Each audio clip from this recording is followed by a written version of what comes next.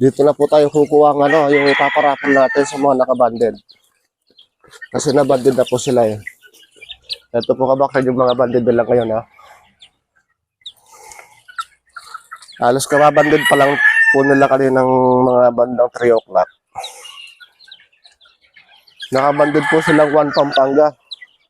Dito na po tayo pipili ng yung ating ipaparapol sa April 1. Kaya ang gusto, kayo pumamili kung gusto niyo yung hindi nakabanded.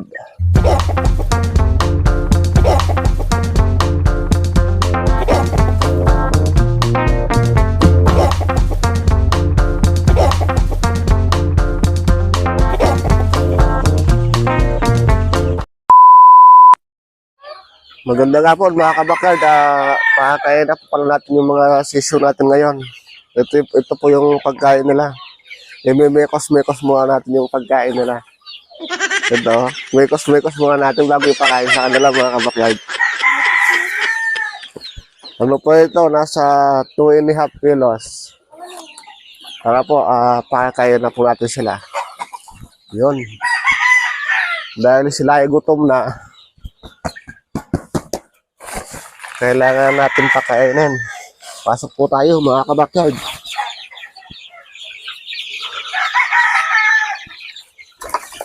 Ito na po, nagwawala na po.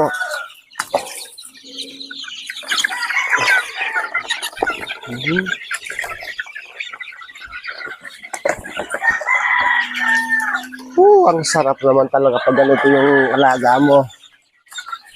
Maliksi. Tsaka maraming lalaki sila mga kabakard. Maganda talaga pag malulusog yung mga alaga mo.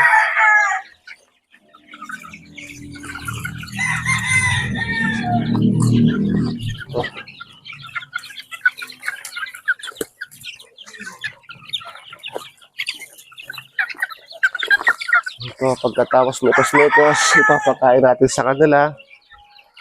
Ito na.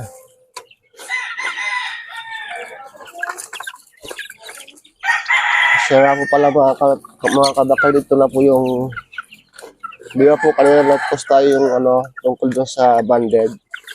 Nakabanded na po sila ngayon. Dito na po tayo kukuha ng yung ipaparapol natin sa mga nakabanded. Kasi nabanded na po sila eh.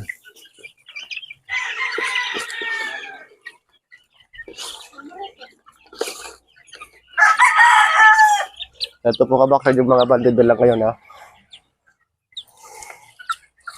Halos kababanded pa lang po nila kaninang mga bandang 3 o'clock. Ito po yung kanilang banded oh.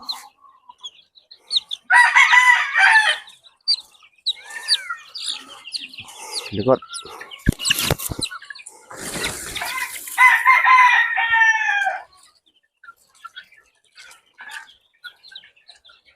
Nakabanded po silang 1 Pampanga. Dito na po tayo pipili ng yung ating ipaparapol sa April 1. Kaya ang gusto, kayo pumamili kung gusto niyo yung hindi nakabanded. Para kaya lalagyan lang po natin ng inumin. Pakiabot ng danom. Shoutout ka backyard. Shoutout po para kay Jan Hernandez ng Tokyo Diet. Nagpapa-shoutout po siya. Kaya po mga kabakard, nakikita nyo, sarap sa mata, no? Sarap sa mata tingnan. Pag ganyan yung mga alaga mo.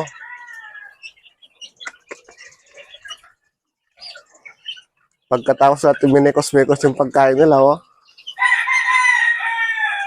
Ayun. Sana dito sa mga followers natin, isa kayo doon sa mga mabubulot manalo sa parapol natin ni Kabakyard. Malapit na nga po pala mga kabakard yung ating parapol ha. April 1 na po yun. Yung hindi pa po nakakapag-follow dun sa ating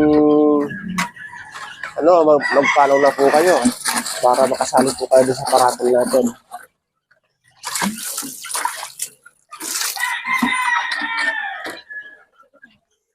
Ang ganda po ng Uy, banilak. Yung medyo malalaki ba kabakard, nasa 2 months na yan.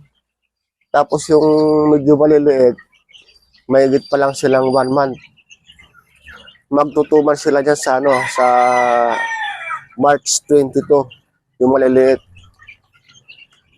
Itong malalaki, magti 3 months na sila dyan.